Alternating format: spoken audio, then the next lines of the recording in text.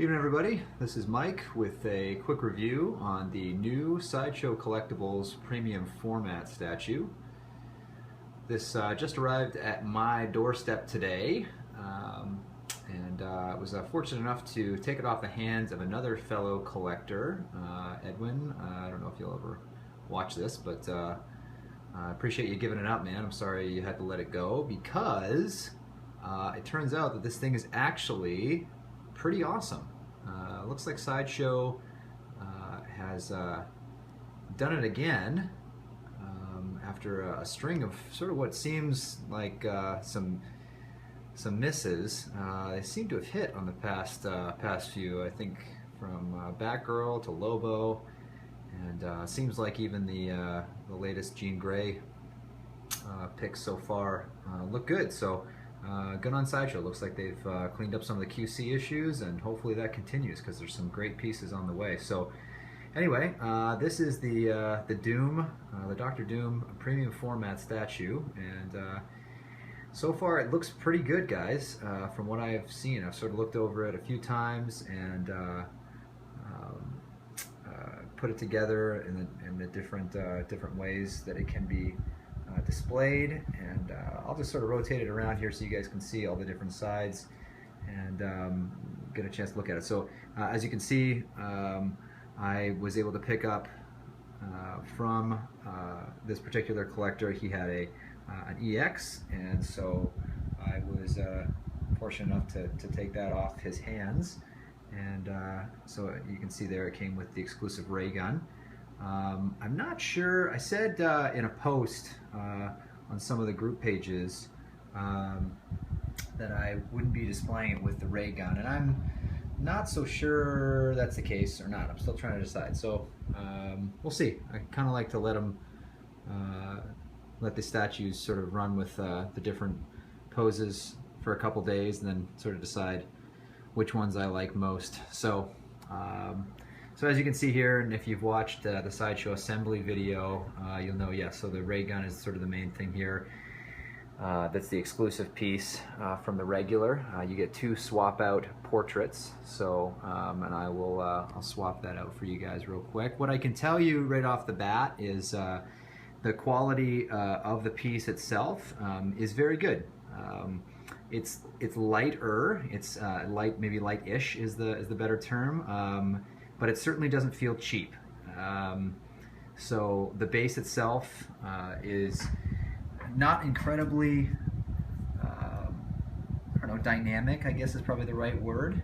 It looks like more of like an industrial type design. I'm not sure, maybe he's supposed to be standing on the top of I don't know, an industrial building in Latveria, but that's, I don't know, Latveria doesn't scream industrial to me. I guess that would be maybe a minor gripe of mine, is it maybe that the legendary scale piece from Sideshow has the superior base.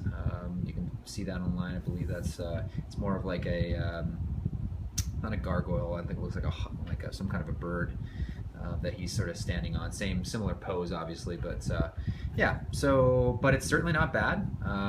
You know, it's got the classic sort of dents and scratches and things that Sideshow does so well on all their pieces. They're really good about sort of making, you know, the appearance of weathering and things like that. So look like they're supposed to be there, thank God. So you don't feel like everything is like a paint defect, or at least you can pretend that it's not. So that's good.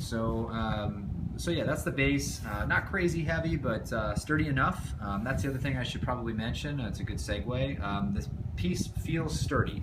It's not, you know, I'm obviously on a Lazy Susan here, but it doesn't feel like the one solid peg that's in the rear foot here.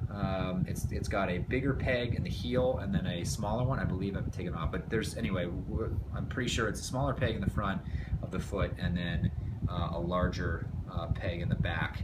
I don't believe this is magnetized, but I could be wrong, so you guys can correct me in the comments. But and then this one just sort of sits flat from what I remember when I was putting it together. So yeah, so that's sort of the base, and I think it's, you know, it's fine. It works for that classic Captain Morgan pose that so many of our other pieces have.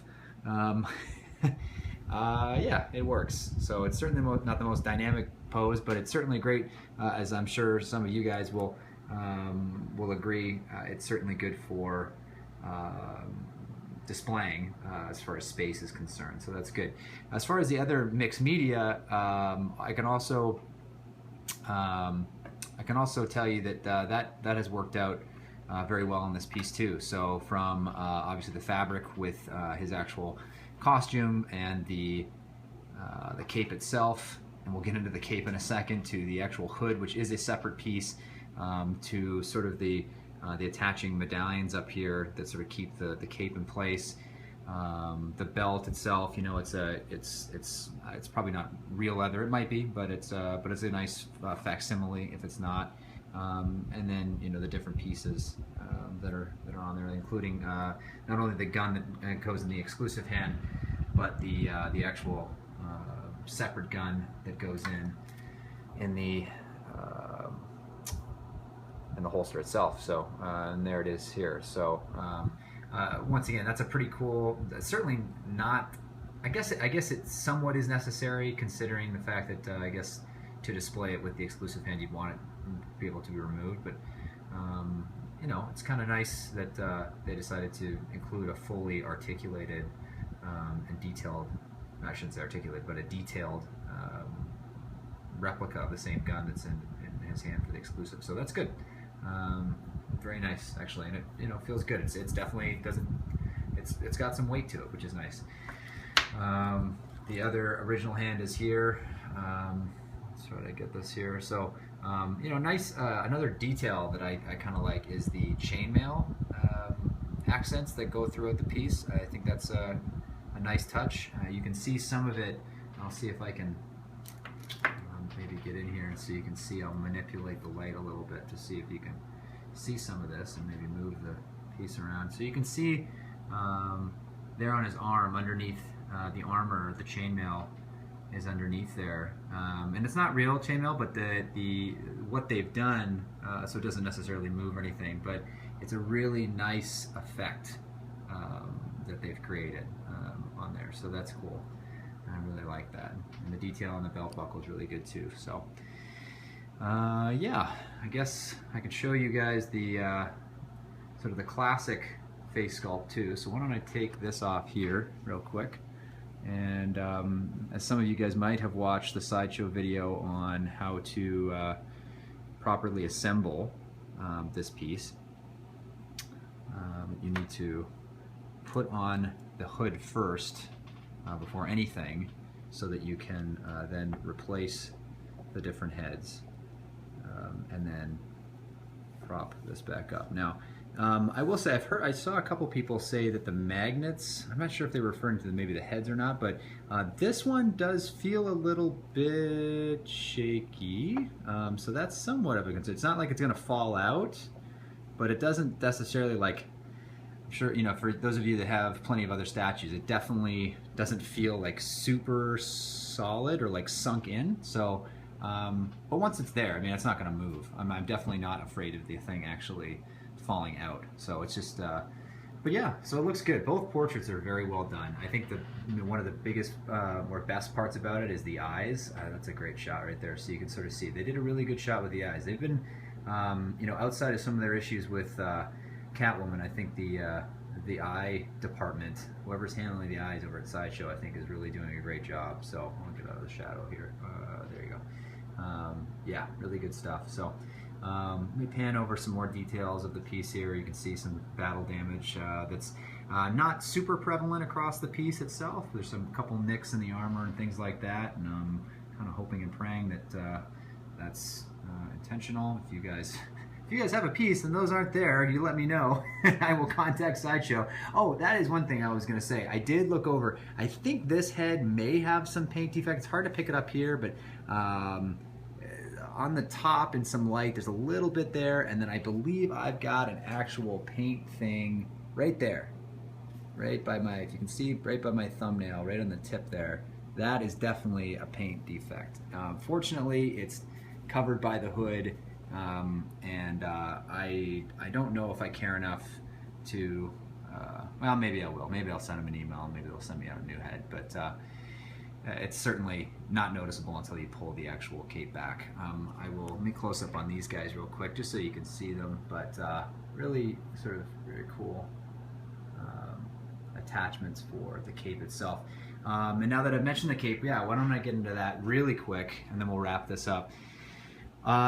The cape, as you may have heard, is a bit of a pill, to be polite. That is, yeah, that was, my wife was watching me put this thing on, and she was kind of chuckling in the background. She's like, I'm good with Barbies, you want me to do that? I was just like, yeah.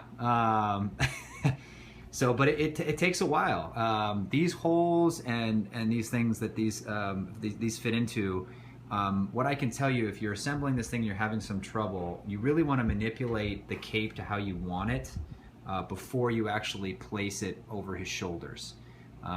So kind of get the style you want, sort of bunching it up and curling the ends and things like that, and you know, do your best to sort of make it look like it's sweeping around his body, or sort of manipulate it to the wind or whatever it is. I'm using manipulate a lot, I'm sorry. Yeah, but you know, once you've got it adjusted though, it really does have a great effect. I think overall, and I'll see if I can back out here, I think once you get it dialed in from any angle, and that's kind of what's great. Like I could display him this way, you know, I could display him forward, you know, more off to the angle to where his head is looking down like this.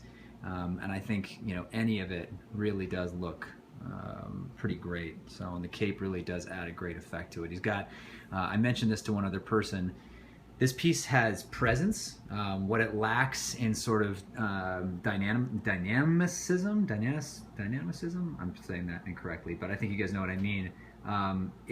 It's got presence, and I think for any Doom piece, that's what you want. You want something that has presence. That's what's great about the original Doom on the throne.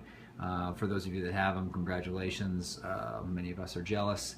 But, you know, this piece does have a presence, and I think that it came out really well. So, you know, congrats to everybody that was able to pick one of these up.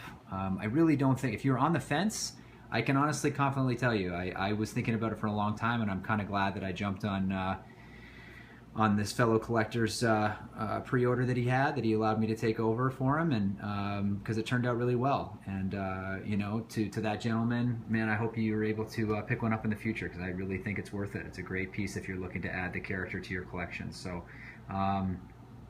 yeah, that's really about it. So leave comments if you'd like on the video below.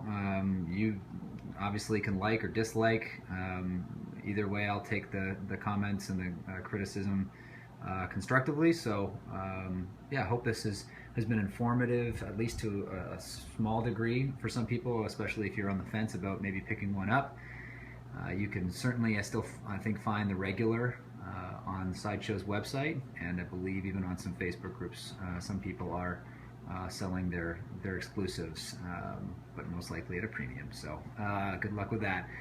Anyway, once again, my name is Mike, and yeah, I hope you enjoyed this video. And if you got any questions, obviously hit me up in the comments, and I'll be happy to answer them for you if you'd like. And I will talk to you guys when I do the next statue, well, my next collection room update. Have a good one.